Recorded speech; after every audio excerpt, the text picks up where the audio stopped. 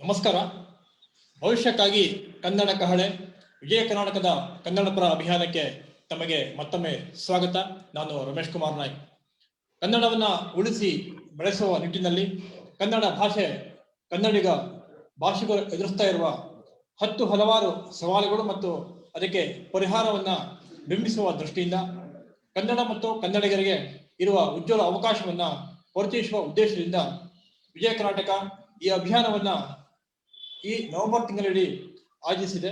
ಇವತ್ತಿನದು 20ನೇ ದಿನದ ಕಾರ್ಯಕ್ರಮ.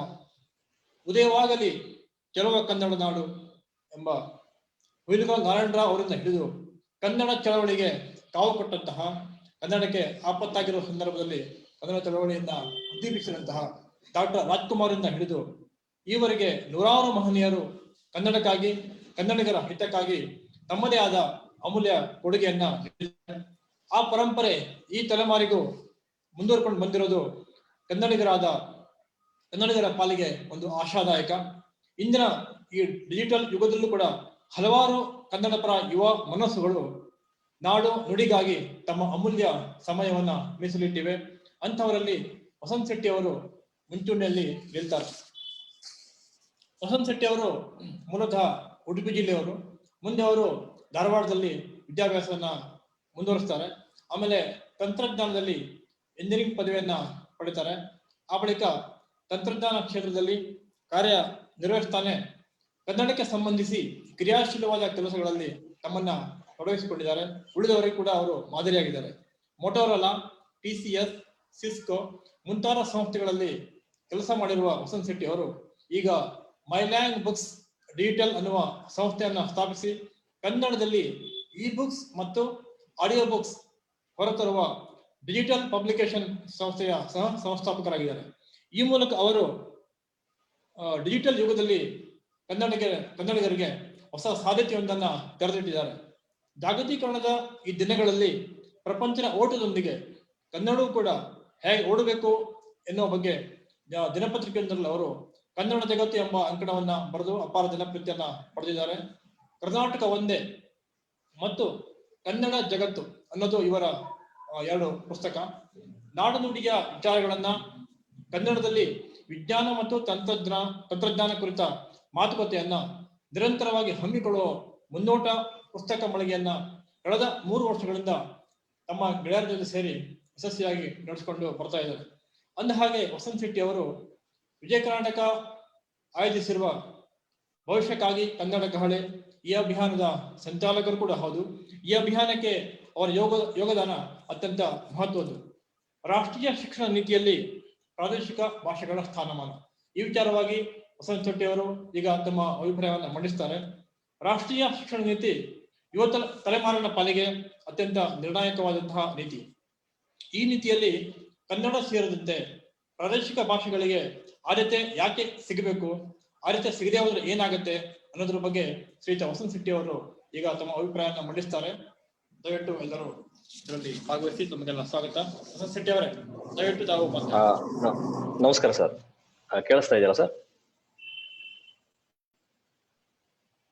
ಕೇಳಿಸ್ತಾ ಇದೆಯಲ್ಲ ಸರ್? ಕೇಳಿಸ್ತಾ ಇದೆಯಲ್ಲ? ಹಲೋ, ಅನ್ಮ್ಯೂಟ್ ಮಾಡಿ. ಮ್ಯೂಟ್ ಆಗಿದ್ದೀನಿ. ಕೇಳಿಸ್ತಾ ಇದೆಯಾ? ಹೌದು. ಓಕೆ ಸರಿ. ಎಲ್ರಿಗೂ ನಮಸ್ಕಾರ. ಮೊದಲಿಗೆ ಭವಿಷ್ಯಕ್ಕಾಗಿ ಕನ್ನಡ ಕಹಳೆ ಅನ್ನುವ ಹೆಸರಿನಲ್ಲಿ 1 ತಿಂಗಳ ಕಾಲ ವಿಜಯ ಕರ್ನಾಟಕ ಪತ್ರಿಕೆ ಹಮ್ಮಿಕೊಂಡಿರುವ ಒಂದು ಅಭಿಯಾನ. ಆ ಅಭಿಯಾನದ ಅಡಿ ಸುಮಾರು 20 ದಿನಗಳಲ್ಲಿ 20 ಬೇರೆ ಬೇರೆ ವಿಷಯಗಳ ಬಗ್ಗೆ ಪರಿಣಿತರು ಬಂದು ಮಾತಾಡಿದ್ದಾರೆ. ಅಲ್ಲಿ ಉದ್ಯೋಗದ ವಿಚಾರ, ಉದ್ದಿಮೆಯ ವಿಚಾರ, ಸ್ಕಿಲ್ಸ್ ಡೆವಲಪ್ಮೆಂಟ್ ವಿಚಾರ, ಶಿಕ್ಷಣದ ವಿಚಾರ, ಕನ್ನಡದ ಬದುಕಿನ ಸಾಕಷ್ಟು ಪ್ರಶ್ನೆಗಳನ್ನ ಕೈಗೆತ್ಕೊಂಡು ಇಲ್ಲಿ ಮಾತಾಡಿದ್ದಾರೆ. ಇದೊಂದು ಬಹಳ ಒಂದು ಇವತ್ತಿನ ಹೊತ್ತಿಗೆ ತುಂಬಾ ತುರ್ತಾಗಿ ಆಗ್ಬೇಕಾದಂತ ಒಂದು ಕೆಲಸ ಅಂತ ಅಂದ್ಕೊಳ್ತೇನೆ. ಈ ಒಂದು ಕೆಲಸ ಮಾಡಿರುವ ವಿಜಯ ಕರ್ನಾಟಕ ಪತ್ರಿಕೆ ಎಲ್ಲ ಬಳಗದವರಿಗೆ, ಸಂಪಾದಕರಿಗೆ ನಾನು ಮೊದಲಿಗೆ ಧನ್ಯವಾದಗಳನ್ನ ತಿಳಿಸಿ ನನ್ನ ಒಂದು ಮಾತನ್ನ ಶುರು ಮಾಡ್ತೀನಿ. ಈಗ ಇವತ್ತಿನ ವಿಷಯ ಇರೋದು ರಾಷ್ಟ್ರೀಯ ಶಿಕ್ಷಣ ನೀತಿ ಮತ್ತು ಅಲ್ಲಿ ಪ್ರಾದೇಶಿಕ ಭಾಷೆಗಳ ಒಂದು ಸ್ಥಾನಮಾನ ಏನು ಅನ್ನುವಂಥದ್ದು. ತಮ್ಗೆಲ್ಲ ತಿಳಿದಿರೋ ಹಾಗೆ ರಾಷ್ಟ್ರೀಯ ಶಿಕ್ಷಣ ನೀತಿ ಅಥವಾ ನ್ಯಾಷನಲ್ ಎಜುಕೇಶನ್ ಪಾಲಿಸಿ 2020 ಅನ್ನೋದು ಇತ್ತೀಚಿನ ದಿನಗಳಲ್ಲಿ ಸಾಕಷ್ಟು ಚರ್ಚೆಗೆ ಒಳಪಟ್ಟಂತ ಒಂದು ನೀತಿ. ಅದರಲ್ಲಿ ಎರಡು ಆಯಾಮದಲ್ಲಿ ಸಾಕಷ್ಟು ವಿಚಾರಗಳನ್ನ ಮಾತಾಡಿದ್ದಾರೆ. ಒಂದು, ಮಕ್ಕಳಿಗೆ ಹೇಗೆ ಹೇಳ್ಕೊಡ್ತಾ ಇದ್ದೀವಿ, ಏನ್ ಹೇಳ್ಕೊಡ್ತಾ ಇದ್ದೀವಿ ಅನ್ನೋದು ಒಂದು. ಇನ್ನೊಂದು, ಸ್ವಲ್ಪ ಅದನ್ನ ಈಗಾಗಲೇ ಇರುವಂತ ವ್ಯವಸ್ಥೆಗಳನ್ನ ಹೇಗೆ ಸ್ವಲ್ಪ ಸುಧಾರಿಸ್ಬೋದು, ಮತ್ತೆ ಅಲ್ಲಿ ಭಾಷಾ ನೀತಿಗೆ ಸಂಬಂಧಪಟ್ಟ ಹಾಗೆ ಕೆಲವು ಬದಲಾವಣೆಗಳನ್ನ ಏನ್ ಮಾಡ್ಕೊಳ್ಬೋದು ಅನ್ನೋದ್ರ ಬಗ್ಗೆ ಎಲ್ಲ ಮಾತಾಡಿದ್ದಾರೆ. ಆ ಒಂದು ವಿಚಾರದ ಬಗ್ಗೆ ಹೇಳೋದಕ್ಕಿಂತ ಮುಂಚೆ ಒಂದು ಸಣ್ಣ ಪೀಠಿಕೆಯನ್ನ ನಾನು ನಿಮ್ ಮುಂದೆ ಇಡೋದಕ್ಕೆ ಬಯಸ್ತೀನಿ. ಈಗ ಮುಖ್ಯವಾಗಿ ಕಲಿಕೆ ಅಥವಾ ಶಿಕ್ಷಣ ಅಂತ ನಾವು ಏನನ್ನ ಕರಿತೀವಿ, ಹಾಗಂದ್ರೆ ಏನು ಅನ್ನೋದ್ರ ಒಂದು ಬೇಸಿಕ್ ಡೆಫಿನೇಷನ್ ತರದ ರೀತಿಯಲ್ಲಿ ನಾವು ನೋಡೋದಾದ್ರೆ, ಮಕ್ಕಳ ಒಳಗಡೆ ಅಡಗಿರುವ ಒಂದು ಪ್ರತಿಭೆಯನ್ನ ನಾವು ಅದನ್ನ ಸೂಕ್ತವಾದ ರೀತಿಯಲ್ಲಿ ಹೊರತೆಗೆದು ಅದ್ರ ಮೂಲಕ ಆ ಮಕ್ಕಳು ತಮ್ಮ ಒಂದು ಜೀವನದ ಏಳಿಗೆಯನ್ನು ಸಾಧಿಸುವಂಥದ್ದು. ಜೀವನದ ಏಳಿಗೆ ಅಂದಾಗ ಬರೀ ಕೆಲಸದ ದೃಷ್ಟಿಯಿಂದ ಒಂದೇ ಅಲ್ಲ, ಒಟ್ಟಾರೆಯಾಗಿ ಅವರ ಒಂದು ಬೌದ್ಧಿಕ ವಿಕಾಸ, ಅವರ ಒಂದು ಆರ್ಥಿಕ ವಿಕಾಸ, ಅವರ ಎಲ್ಲ ರೀತಿಯಲ್ಲೂ ಆ ಮಗುವಿಗೆ ಏನ್ ಬೇಕೋ ಅದೆಲ್ಲವೂ ಸಿಗುವಂತಹ ಒಂದು ವ್ಯವಸ್ಥೆಯನ್ನ ಏರ್ಪಡಿಸೋದು ಕಲಿಕೆಯ ಒಂದು ಮುಖ್ಯವಾದ ಉದ್ದೇಶ ಅಂತ ಅಂದ್ಕೊಳ್ಳೋಣ. ಹಾಗಾಗಿ ಕಲಿಕೆ ಅನ್ನೋದು ಮಕ್ಕಳ ಒಳಗಡೆ ಅಡಗಿರುವಂತಹ ಪ್ರತಿಭೆಯನ್ನ ಹೊರಗಾಕುವಂತ ಒಂದು ಪ್ರಕ್ರಿಯೆ ಅಂತ ಅಂದ್ಕೊಳ್ಳೋದಾದ್ರೆ, ಈ ಪ್ರಕ್ರಿಯೆ ಹತ್ರ ಮಗು ಹೇಗ್ ಸಾಗುತ್ತೆ ಅನ್ನೋದನ್ನ ನೋಡೋಣ ನಾವು.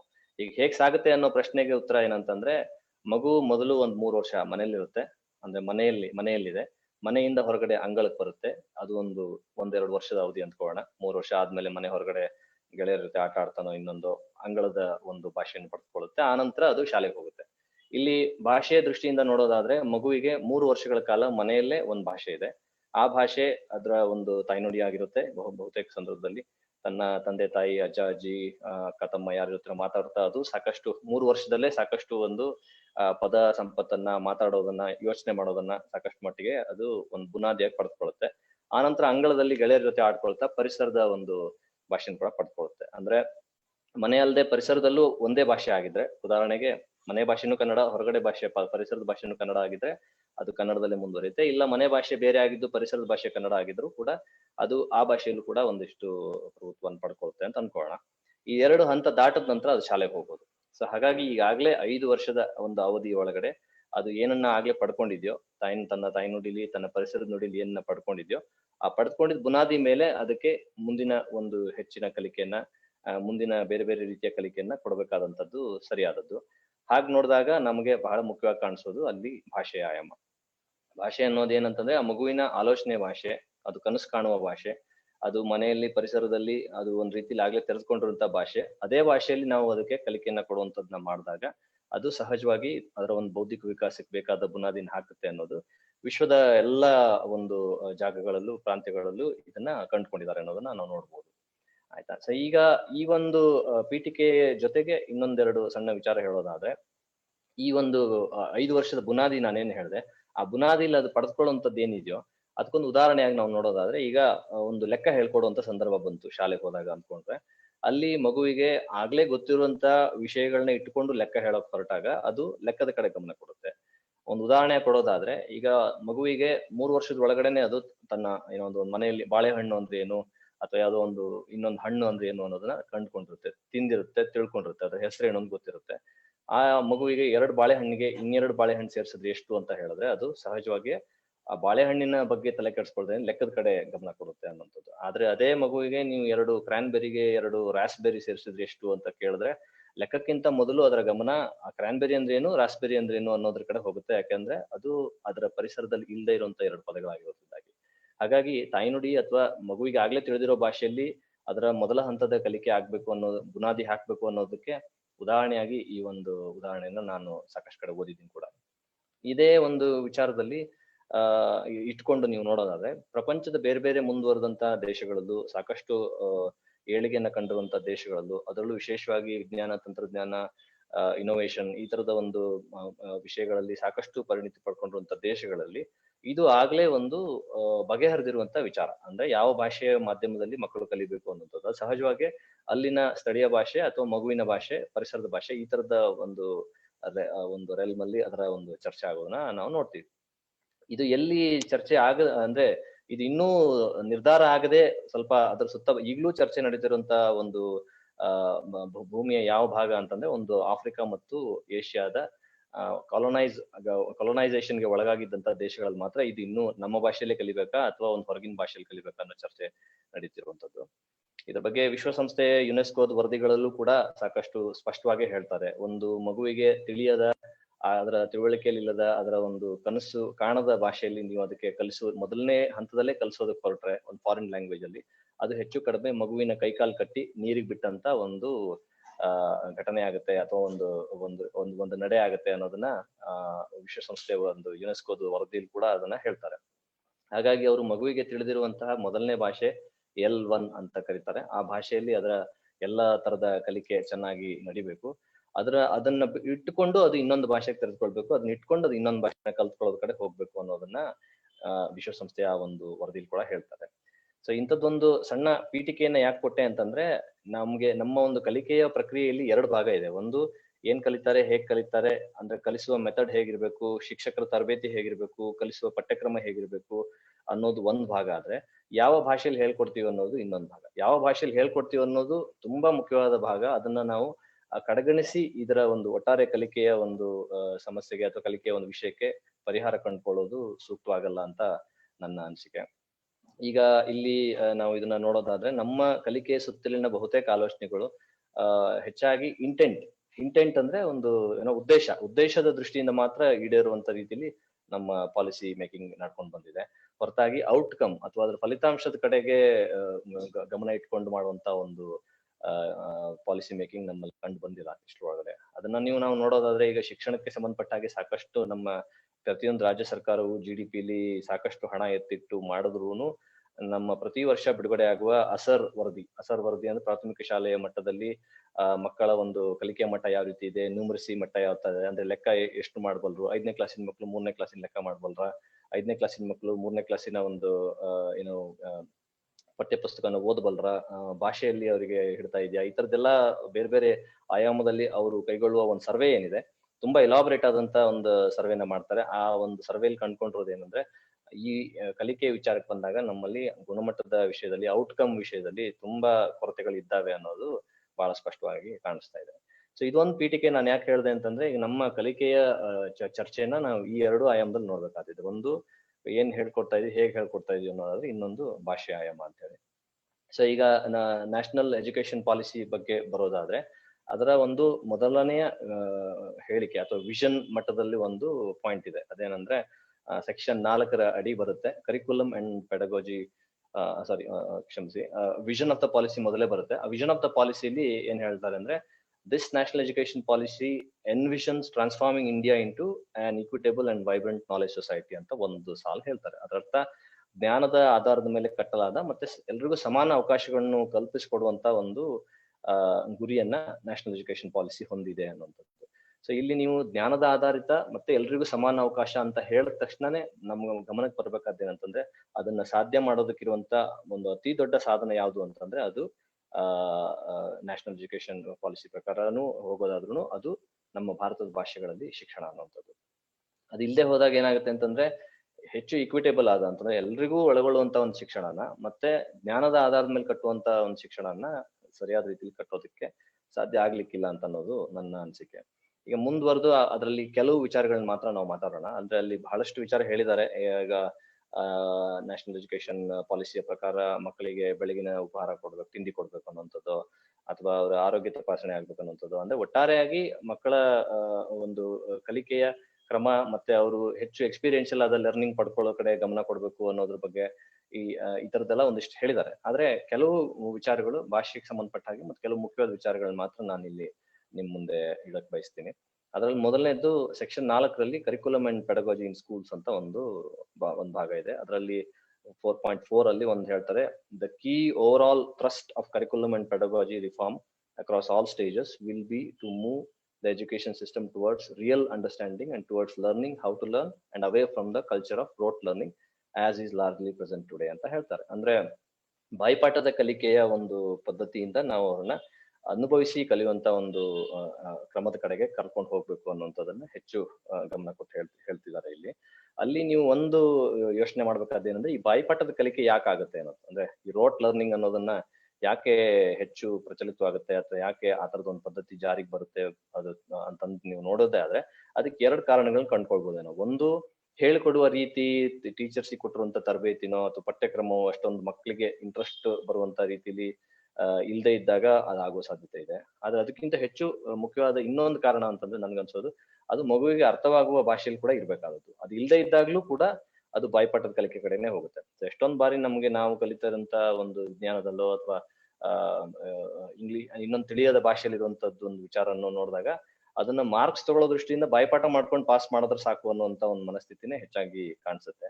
ಸೊ ಹಾಗಾಗಿ ನಮ್ಮ ಒಂದು ಒಟ್ಟಾರೆ ಗಮನ ರೋಟ್ ಲರ್ನಿಂಗ್ ಇಂದ ಆದಷ್ಟು ಎಕ್ಸ್ಪೀರಿಯನ್ಷಿಯಲ್ ಲರ್ನಿಂಗ್ ಕಡೆಗೆ ಹೋಗ್ಬೇಕು ಅನ್ನೋದೇ ಆದ್ರೆ ಆ ಕಡೆಗೆ ನೋಡಿದಾಗ್ಲೂ ನಮ್ಗೆ ಒಂದು ಭಾಷೆಯ ಆಯಾಮ ಇದೆ. ಅಲ್ಲಿ ಮಕ್ಕಳಿಗೆ ಆಗ್ಲೇ ಗೊತ್ತಿರೋ ಭಾಷೆಯಲ್ಲಿ ಅವರ ಪರಿಸರಕ್ಕೆ ಹತ್ತಿರದ ಪದಗಳನ್ನೇ ಬಳಸ್ಕೊಂಡು ಕಟ್ಟುವಂತ ಒಂದು ಕಲಿಕೆಯ ಕ್ರಮ, ಒಂದು ಪಠ್ಯಕ್ರಮ ಅನ್ನೋದು ಮುಖ್ಯ ಆಗುತ್ತೆ ಅನ್ನುವಂಥದ್ದನ್ನ. ಇನ್ನ ಇನ್ನೊಂದು 2-3 ವಿಚಾರ ಹೇಳ್ತಾರೆ. ಅಂದ್ರೆ ಪಠ್ಯದ ಗಾತ್ರನ ಸ್ವಲ್ಪ ಕುಗ್ಗಿಸ್ಬೇಕು, ಕ್ರಿಟಿಕಲ್ ಥಿಂಕಿಂಗ್ ಅಥವಾ ಪ್ರಯೋಗಶೀಲವಾದ ಕಲಿಕೆ ಕೊಡೋ ತರದ ಕಡೆ ಗಮನ ಕೊಡ್ಬೇಕು ಅಂತ ಹೇಳೋದು, ಅಥವಾ ಕಲೆ, ಆಟ ಈ ತರದನ್ನು ಕೂಡ ಒಂದು ಮುಖ್ಯವಾದ ಕಲಿಕೆ ಜೊತೆ ಇಂಟಿಗ್ರೇಟ್ ಮಾಡುವಂತದ್ದು ಆಗ್ಬೇಕು. ಮತ್ತೆ ಆಯ್ದುಕೊಳ್ಳುವ ಒಂದು ಕೋರ್ಸ್ ಅಲ್ಲಿ ಸ್ವಲ್ಪ ಫ್ಲೆಕ್ಸಿಬಿಲಿಟಿ ಇರಬೇಕು. ಈ ತರದೆಲ್ಲ ವಿಚಾರಗಳನ್ನ ಹೇಳಿದ್ದಾರೆ. ಅವೆಲ್ಲವೂ ಒಂದ್ ರೀತಿಲಿ ಒಂದಿಷ್ಟು ಹೊಸ ಪ್ರಯೋಗದ ವಲಯಗಳು ಅಲ್ಲಿ ಆಗ್ಬೇಕು. ಅದನ್ನ ಅದು ಹೇಗಾಗುತ್ತೆ ಅನ್ನೋದು ನೋಡ್ಕೊಂಡು ಅದರಿಂದ ನಾವು ಒಂದಿಷ್ಟು ಪಡ್ಕೊಳ್ಬಹುದು ಅಂತ ನಾನು ಅನ್ಕೋತೀನಿ. ಇನ್ನೊಂದು ಅಂಶ 4.11 4.11 ಅಲ್ಲಿ wherever possible the medium of instruction until at least grade 5 but preferably till grade 8 and beyond will be the home language, mother tongue, local language, regional language ಅಂತ ಹೇಳಿ ಒಂದು ಅಂಶ ಬರೆದಿದ್ದಾರೆ. ಇದು ನಾನು ನೋಡಿದ ಹಾಗೆ ಕೇಂದ್ರ ಸರ್ಕಾರದ ಮಟ್ಟದಲ್ಲಿ ಒಂದ್ ರೀತಿಯಲ್ಲಿ ಯಾವ ಭಾಷೆಯಲ್ಲಿ ಕಲಿಕೆ ಆಗ್ಬೇಕು, ಭಾಷಾ ಮಾಧ್ಯಮದ ಪ್ರಶ್ನೆ ಏನು ಅನ್ನೋದಕ್ಕೆ ಕೊನೆ ಪಕ್ಷ ಒಂದ್ ಸಣ್ಣ ನಿರ್ಧಾರ ತೆಗೆದುಕೊಳ್ಳುವಂತ ಮಟ್ಟದ ಒಂದು ಡೈರೆಕ್ಷನ್ ಅಂತ ಒಂದು ದಿಕ್ಕು ಅನ್ಕೊಳ್ಬಹುದು. ಅಂತದ್ದು ಒಂದು ಬೆಳವಣಿಗೆ ಅಂತ ನಾನು ನೋಡ್ತೀನಿ. ಇದರಲ್ಲಿ ಈಗ ಒಂದು ವಿಚಾರ ಏನಂದ್ರೆ, ಶಿಕ್ಷಣ ಮಾಧ್ಯಮ 5ನೇ ತರಗತಿಯವರೆಗೆ ಕೊನೆ ಪಕ್ಷ, ಸಾಧ್ಯ ಆದ್ರೆ 8ನೇ ತರಗತಿಯವರೆಗೆ ಮನೆಯ ಭಾಷೆ, ತಾಯ್ನುಡಿ, ಪರಿಸರದ ನುಡಿ ಅಥವಾ ಒಂದು ಸ್ಥಳೀಯ ಭಾಷೆ, ರಾಜ್ಯದ ಭಾಷೆಯಲ್ಲಿ ಆಗುವಂತದ್ದು ಆಗ್ಬೇಕು ಅಂತ ಅನ್ನೋದು. ಆಗಬೇಕು ಅಂತ ಹೇಳಿದ ಆಗಬಹುದು ಅನ್ನೋ ರೀತಿಯಲ್ಲಿ ಇದನ್ನ ಹೇಳಿದ್ದಾರೆ ಅನ್ನೋದು. ಅಂದ್ರೆ ವೇರ್ ಪಾಸಿಬಲ್ ಅಂತ ಬಳಸಿರೋದನ್ನ ನೋಡಿದಾಗ ನಾನು ಆಗ್ಲೇ ಹೇಳ್ದಂಗೆ ಪಾಸಿಟಿವ್ ಸೈಡ್ ಏನಂತಂದ್ರೆ, ಇದು ಓಕೆ, ಈ ರೀತಿ ಒಂದು ನಾವು ಒಂದು ಕಡೆ ಭಾಷಾ ಮಾಧ್ಯಮದ ಪ್ರಶ್ನೆನ ಕೊನೆ ಪಕ್ಷ ಎತ್ಕೊಂಡು ಅದಕ್ಕೊಂದು ಅದ್ರ ಬಗ್ಗೆ ಪ್ರಸ್ತಾಪ ಮಾಡೋ ಮಟ್ಟದ ಒಂದು ಬದಲಾವಣೆ ಆಗಿದೆ ಅನ್ನೋಂಥದ್ದು ಒಂದು ಒಳ್ಳೆಯ ನಡೆ ಅಂತ ಅನ್ಕೊಂಡ್ರೆ. ಇನ್ನೊಂದು ಕಡೆ ಇದನ್ನ ಆಸ್ ಲಾಂಗ್ ಆಸ್ ಪಾಸಿಬಲ್ ಅಂತ ಹೇಳಿರೋದಕ್ಕೆ ಕಾರಣ ಏನಂದ್ರೆ, ಕೆಲವು ಏನೊಂದು ಸಂದರ್ಭಗಳಲ್ಲಿ ಇದನ್ನ ಜಾರಿಗೆ ಮಾಡೋದು, ಅನುಷ್ಠಾನಕ್ಕೆ ತರೋದು ಕಷ್ಟ ಆಗುತ್ತೆ ಅನ್ನುವ ಕಾರಣಕ್ಕಾಗಿ ಹಾಗೆ ಹೇಳಿರೋಕ್ ಸಾಧ್ಯ ಇದೆ. ಅದ್ಯಾವುದು ಅಂತಂದ್ರೆ, ಈಗ ರಾಜ್ಯದಿಂದ ರಾಜ್ಯಕ್ಕೆ ಉದ್ಯೋಗದ ನಿಮಿತ್ತ ವರ್ಗಾವಣೆ ಆಗುವಂತ ಜನರ ಮಕ್ಕಳ ಕಲಿಕೆಯನ್ನ ಹೇಗ್ ಮಾಡೋದು, ಒಂದು ರಾಜ್ಯದ ಅಥವಾ ಸ್ಥಳೀಯ ಭಾಷೆಯಲ್ಲಿ ಕಲಿಕೆ ಆಗ್ಬೇಕು ಅನ್ನೋದನ್ನ ನಾವು ಹೇಳಕ್ ಹೊರಟ್ರೆ ಅನ್ನೋದಿರ್ಬೋದು. ಮತ್ತೆ ರಾಜ್ಯದ ಒಳಗೇನೆ ಇರುವಂತಹ ಬೇರೆ ಬೇರೆ ಅಂದ್ರೆ ಬಹುಭಾಷಿಕ ಮಕ್ಕಳು ಒಟ್ಟಿಗೆ ಕಲಿಯುವಂತ ಒಂದು ವಾತಾವರಣ ಇದ್ದಾಗ ಹೇಗೆ ಇದನ್ನ ಜಾರಿಗೆ ತರೋದು ಅನ್ನುವ ಒಂದೆರಡು ಸಂದರ್ಭಗಳನ್ನ ಇಟ್ಕೊಂಡು, ಅದನ್ನ ಔಟ್ಲೈಯರ್ ಸಂದರ್ಭ ಅಂತಾನೆ ಕರೆಯೋಣ, ಈ ತರದೊಂದು ಸಂದರ್ಭಗಳನ್ನ ಇಟ್ಕೊಂಡು ಹೀಗೆ ಬರ್ದಿದ್ದಾರೆ ಅಂತ ಅನ್ಸುತ್ತೆ. ಅಂದ್ರೆ ಆಸ್ ಲಾಂಗ್ ಆಸ್ ಪಾಸಿಬಲ್ ಅನ್ನುವಂಥದ್ದು. ಬಟ್ ಅದಕ್ಕೆ ನೀವು ಒಂದು ಸ್ವಲ್ಪ ನಮ್ಮ ಕಳೆದ 50-60 ವರ್ಷದ ಅವಧಿಯ ಕಲಿಕೆಯ ಒಂದು ಮಾಧ್ಯಮ ಹೇಗೆ ಇವಾಲ್ವ್ ಹಾಕೊಂಡು ಬಂದಿದೆ ಅಂತ ನೋಡಿದಾಗ ಈ ತರದ ಪ್ರಶ್ನೆಗಳಿಗೆ ಆಗ್ಲೇ ಉತ್ತರಗಳನ್ನ ಕಂಡುಕೊಳ್ಳುವಂಥದ್ದು ಆಗಿತ್ತು ಅಂತ ಹೇಳಿ. ಅಂದ್ರೆ ಈಗ 1956ರಲ್ಲಿ ನಮ್ಮಲ್ಲಿ ಭಾಷಾವಾರು ರಾಜ್ಯಗಳ ಸ್ಥಾಪನೆ ಆದಾಗ್ಲೂ ಸಾಕಷ್ಟು ಮಟ್ಟಿಗೆ ಗಡಿ ಪ್ರದೇಶಗಳಲ್ಲಿ ನಮ್ಮಲ್ಲಿ ಏನೋ 2 ಭಾಷೆಯ ಮಕ್ಕಳು ಒಟ್ಟೊಟ್ಟಿಗೆ ಇರುವಂತದ್ದು ಅಂತದ್ದೆಲ್ಲ ಒಂದು ಸಂದರ್ಭಗಳನ್ನ ಕಂಡಿದೀವಿ ನಾವು. ಕಂಡಾಗ ಎಲ್ಲೆಲ್ಲಿ ಒಂದು ಭಾಷಾ ಅಲ್ಪಸಂಖ್ಯಾತರಿದ್ದಾರೋ ಅವರಿಗೆ ಅವ್ರವ್ರದೇ ಭಾಷೆಯಲ್ಲಿ ಕಲ್ತ್ಕೊಳ್ಳೋದಕ್ಕೂ ಒಂದು ಆಯ್ಕೆ ಕೊಡುವಂಥದ್ದು ಇತ್ತು ನಮ್ಮ ಸಂವಿಧಾನದಲ್ಲಿ. ಹಾಗಾಗಿನೇ ನಮ್ಗೆ ಕರ್ನಾಟಕದಲ್ಲೂ ಈಗ ಮಹಾರಾಷ್ಟ್ರದ ಗಡಿ ಭಾಗದಲ್ಲಿ ಮರಾಠಿ ಮಾಧ್ಯಮದ ಶಾಲೆಗಳು ಕಾಣ್ಬೋದು, ಅಥವಾ ಆಂಧ್ರ ಪ್ರದೇಶದ ಗಡಿಯಲ್ಲಿ ತೆಲುಗು ಮಾಧ್ಯಮದ ಶಾಲೆಗಳು, ತಮಿಳು ಮಾಧ್ಯಮದ ಶಾಲೆಗಳು ಕೆಲವು ಕಡೆ, ಆಮೇಲೆ ಕೆಲವು ಕಡೆ ಉರ್ದು ಮಾಧ್ಯಮದ ಶಾಲೆಗಳು, ಈ ರೀತಿ ನಾವು ಗಮನಿಸ್ತೀವಿ. ಅಂದ್ರೆ ಭಾಷಾ ಅಲ್ಪಸಂಖ್ಯಾತರಾಗಿದ್ರೆ ಅವರ ತಾಯ್ನುಡಿ, ಆ ಮಗುವಿನ ತಾಯ್ನುಡಿ ಏನಿದೆಯೋ ಆ ತಾಯ್ನುಡಿಯಲ್ಲಿ ಅದಕ್ಕೆ ಕಲಿಕೆ ಕೊಡುವಂತ ಒಂದು ವ್ಯವಸ್ಥೆಯನ್ನ ಸಂವಿಧಾನದ ಪ್ರಕಾರನೇ ರೂಪಿಸುವಂಥದ್ದು. ಅದು ಒಂದು. ಇದಲ್ದೇನೆ ಬಹುತೇಕರ ಭಾಷೆ ಯಾವ್ದಾಗಿದೆಯೋ ಆ ಭಾಷೆಯಲ್ಲಿ ಕಲಿಕೆ ಕೊಡೋದಕ್ಕೆ ತಾಯ್ನುಡಿ ಶಿಕ್ಷಣ ಅಥವಾ ಪರಿಸರದ ಭಾಷೆ, ರಾಜ್ಯದ ಭಾಷೆಯಲ್ಲಿ ಕಲಿಕೆ ಕೊಡುವಂಥದ್ದು ಕೂಡ ಆಗಿದೆ. ಅಂದ್ರೆ ಕರ್ನಾಟಕದಲ್ಲಿ ನೋಡಿದ್ರೆ ಮನೆಯ ಭಾಷೆ, ಪರಿಸರದ ಭಾಷೆಯಾಗಿ ಕನ್ನಡ ಯಾರಿಗೆ ಒಪ್ಪಿತವಾಗಿದೆಯೋ ಅವರಿಗೆ ಕನ್ನಡ ಮಾಧ್ಯಮದ ಶಾಲೆಗಳಿದ್ವು. ಆಮೇಲೆ ಭಾಷಾ ಅಲ್ಪಸಂಖ್ಯಾತರಿಗೆ ಅವರದೇ ಭಾಷೆಯಲ್ಲಿ ಕಲಿಕೆಯ ಒಂದು ಆಯ್ಕೆಗಳಿದ್ವು, ಮರಾಠಿ, ಉರ್ದು, ತೆಲುಗು, ತಮಿಳು ಈ ರೀತಿಯಾಗಿ. ಅದೇ ರೀತಿ ಹೊರ ರಾಜ್ಯದಲ್ಲೂ ಕನ್ನಡಿಗರು ಇರುವಲ್ಲಿ ಕನ್ನಡಿಗರಿಗೂ ಆ ತರದ ಆಯ್ಕೆಗಳಿದ್ವು. ಮುಂಬೈಲಿ ಒಂದು ಕಾಲದಲ್ಲಿ 15 ಕನ್ನಡ ಮಾಧ್ಯಮ ಶಾಲೆಗಳು ನಡೀತಾ ಇತ್ತು. ಅದು ಕೂಡ ನಮ್ಮ ಕರಾವಳಿ ಭಾಗದಿಂದ ಸಾಕಷ್ಟು ಜನ ಅಲ್ಲಿಗೆ ವಲಸೆ ಹೋದವರ ಮಕ್ಕಳಿಗಾಗಿ ನಡೀತಾ ಇತ್ತು ಅಂತ ಮಾಹಿತಿ ಇತ್ತು. ಹಾಗೆ ನಮ್ಮ ಸೋಲಾಪುರ, ಅಕ್ಕಲಕೋಟೆ ಭಾಗದಲ್ಲೆಲ್ಲ ನಮಗೆ ಕನ್ನಡ ಮಾಧ್ಯಮದ ಶಾಲೆಗಳು ಕೂಡ ನಡೀತಾ ಇತ್ತು. ಹಿಂದೂಪುರ ಅಥವಾ ಆ ಭಾಗದಲ್ಲಿ ಕೂಡ ಕನ್ನಡ ಮಾಧ್ಯಮ ಶಾಲೆಗಳು ನಡೀತಾ ಇತ್ತು.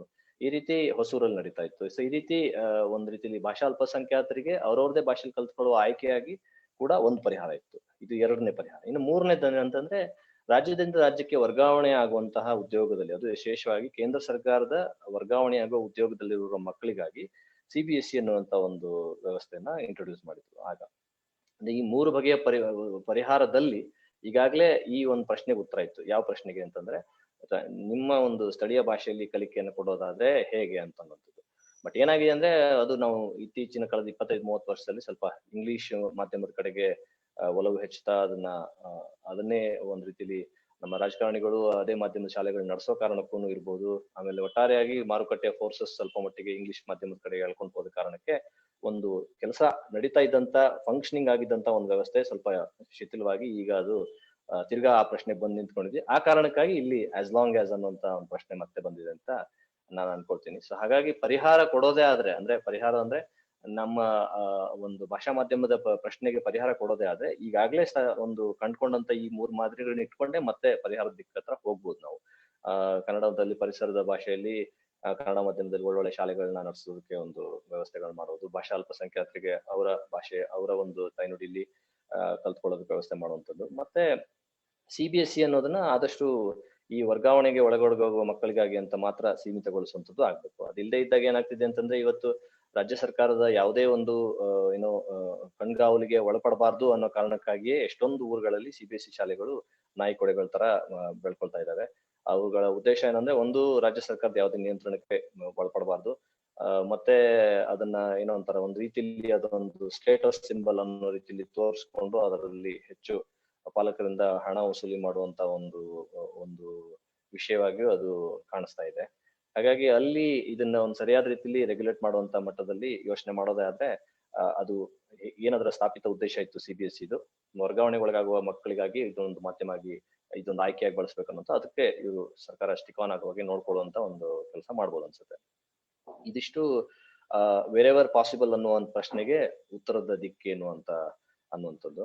ಇನ್ನು ಇನ್ನೊಂದು ವಿಚಾರ ಹೇಳಿದರೆ 4.12 ಅಲ್ಲಿ ಮಲ್ಟಿಲಿಂಗ್ವಲಿಸಂ ಬಗ್ಗೆ ಮಾತಾಡ್ತಾ, ಅದೇನಂದ್ರೆ states, especially states from different regions of India may enter into bilateral agreements to hire teachers in large numbers from each other to satisfy the 3-language formula in their respective states, and also to encourage the study of Indian languages across the country ಅಂತ ಒಂದು ಮಾತನ್ನ ಹೇಳಿದ್ದಾರೆ. ಅದ್ರ ಜೊತೆಗೆ 4.13 ಅಲ್ಲಿ ಒಂದು ತ್ರಿಭಾಷಾ ಸೂತ್ರದ ಬಗ್ಗೆನೂ ಮಾತಾಡ್ತಾ, there will be a greater flexibility in the 3-language formula and no language will be imposed on any state. 3 languages learned by children will be the choices of states, regions, and of course the students themselves, so long as at least 2 of the 3 languages are native to India ಅಂತ ಒಂದು ಮಾತನ್ನ ಹೇಳಲಾಗಿದೆ. So ಇಲ್ಲಿ ಏನಂತಂದ್ರೆ, ಈ 3 ಭಾಷೆಯ ಒಂದು ಸೂತ್ರ ಅನ್ನೋದು ಸಾಕಷ್ಟು ಸ್ವಾತಂತ್ರ್ಯ ಬಂದಾಗಿಂದನೂ ಒಂದು ವಿವಾದಕ್ಕೊಳಪಟ್ಟಂತ ಒಂದು ಸೂತ್ರ ಆಗಿ ಉಳ್ಕೊಂಡಿದೆ. ಇಲ್ಲಿ ಆಯ್ಕೆಯ ಒಂದು ಪ್ರಶ್ನೆ ಇಲ್ಲ ಅನ್ನೋ ಕಾರಣಕ್ಕಾಗಿ ಸಾಕಷ್ಟು ಇದ್ರ ಬಗ್ಗೆ ಚರ್ಚೆಗಳಾಗಿದ್ದಾವೆ. ಸೊ ಹಾಗಾಗಿ ಈಗ ಈ ತರದ ಒಂದು ರೀತಿಲಿ ಇದು ಯಾವುದೇ ಒಂದು ಭಾಷೆಯನ್ನ ಹೇರೋದಿಲ್ಲ ಅನ್ನೋದ್ರ ಹೇಳೋದ್ರ ಮೂಲಕ ಅದನ್ನ ನಾವು ವಾಪಸ್ಸು 3 ಭಾಷೆಯ ಒಂದು 3ನೇ ಭಾಷೆಯಾಗಿ ಆಯ್ಕೆಯನ್ನೇ ತರೋದೇ ಆದ್ರೆ, ಆಗ ಇದು ಹೆಚ್ಚು ಮಟ್ಟಿಗೆ ಒಪ್ಪಿತಾಗುವಂಥದ್ದು ಆಗ್ಬೋದು. ಉದಾಹರಣೆಗೆ, ನಮ್ಮ ಬೆಳಗಾವಿಯ ಗಡಿಭಾಗದಲ್ಲಿರೋರು ತಮ್ಮ ಉದ್ಯೋಗ ಇತ್ಯಾದಿ ಕಲಿಕೆಗಾಗಿ ಮಹಾರಾಷ್ಟ್ರಕ್ಕೆ ಹೋಗೋದಾದ್ರೆ 3ನೇ ಭಾಷೆಯಾಗಿ ಮರಾಠಿ ಕಲ್ತ್ಕೊಳ್ಳೋ ಅವಕಾಶ ಇರಲಿ. ಅದೇ ರೀತಿ ಸೊಲ್ಲಾಪುರ ಅಥವಾ ಅಕ್ಕಲಕೋಟೆ ಅಥವಾ ಇನ್ಯಾವುದೋ ಮಹಾರಾಷ್ಟ್ರದ ಭಾಗದಿಂದ ಕರ್ನಾಟಕಕ್ಕೆ ಬರೋದಾದ್ರೆ 3ನೇ ಭಾಷೆಯಾಗಿ ಅವರಿಗೆ ಕನ್ನಡ ಕಲ್ತ್ಕೊಳ್ಳೋ ಆಯ್ಕೆ ಇರಲಿ.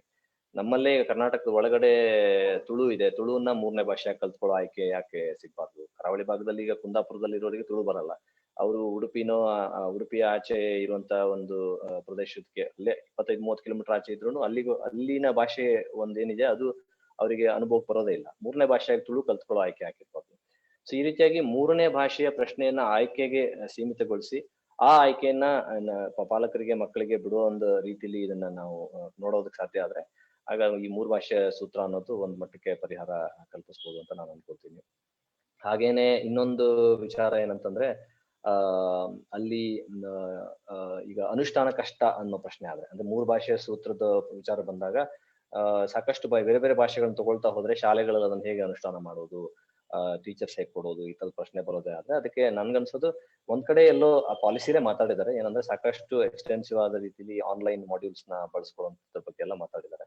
ಹಾಗಾಗಿ ಅದನ್ನೇ ನಾವು ಇಲ್ಲಿ ಪರಿಹಾರದ ರೀತಿಲೂ ನೋಡ್ಬೋದು. ಅಂದ್ರೆ ಇದನ್ನೊಂದು ಆಯ್ಕೆ ಕೊಡೋದು, ಇದಕ್ಕೊಂದು ಪರೀಕ್ಷೆ ಇಲ್ಲದೆ ಕೊಡದೇ ಇರೋದು, ಆಮೇಲೆ ಸಾಧ್ಯವಾದಷ್ಟು ಆನ್ಲೈನ್ ಮಾಡ್ಯೂಲ್ಸ್ ನ ಬಳಸ್ಕೊಂಡು ಅದನ್ನ ಹೇಳ್ಕೊಡುವಂತ ಒಂದು ವ್ಯವಸ್ಥೆನ ಮಾಡೋದಿರ್ಬೋದು.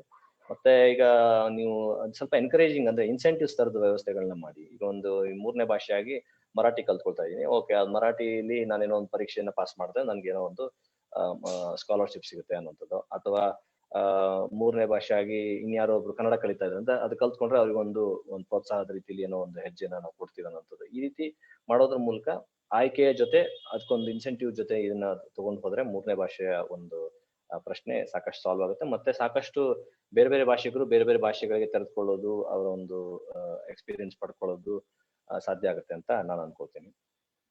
ಇನ್ನು ಕೊನೆಯದಾಗಿ ಒಟ್ಟಾರೆ ಸಾರಾಂಶ ಈ ಒಂದು ಇದ್ರ ಬಗ್ಗೆ ಹೇಳೋದಾದ್ರೆ, ಏನು ಹೇಗ್ ಕಲಿಸ್ಬೇಕು, ಯಾವ ಭಾಷೆಯಲ್ಲಿ ಕಲಿಸ್ಬೇಕು ಅನ್ನೋ ವಿಚಾರದಲ್ಲಿ ಸ್ವಲ್ಪ ಒಂದು ನೋಟ ಇದೆ. ಮತ್ತೆ ವಿಶೇಷವಾಗಿ ಭಾಷಾ ಮಾಧ್ಯಮಕ್ಕೆ ಸಂಬಂಧಪಟ್ಟ ಹಾಗೆ ನಮ್ಮಲ್ಲಿ ನಡೀತಾ ಇದ್ದಂತ ಚರ್ಚೆ ಏನಂದ್ರೆ, ಸುಪ್ರೀಂ ಕೋರ್ಟ್ ತೀರ್ಪು ಬಂದಾಗಿನಿಂದಲೂ ಇದು ಪಾಲಕರ ಆಯ್ಕೆಯ ವಿಷಯ, ಇದಕ್ಕೆ ರಾಜ್ಯ ಸರ್ಕಾರಕ್ಕೆ ಯಾವುದೇ ಅಧಿಕಾರ ಇಲ್ಲ ಅಂತ ಹೇಳಿದ ನಂತರ ನಮ್ಮಲ್ಲಿ ಆಡಳಿತ ಮಾಡಿದ ಪ್ರತಿಯೊಂದು ಸರ್ಕಾರನೂ ಹೇಳ್ತಾ ಇದೆ ಅಂದ್ರೆ ಇಲ್ಲಿ ನಮ್ಮ ಕೈಲಿ ಏನೂ ಇಲ್ಲ, ಈಗ ಇದು ಸಂವಿಧಾನ ತಿದ್ದುಪಡಿ ಆಗ್ಬೇಕು, ಇದಕ್ಕೆ ಕೇಂದ್ರ ಸರ್ಕಾರ ಒಂದು ನಿಲುವು ತಗೊಳ್ಬೇಕು ಅಂತನ್ನುವಂಥದ್ದು.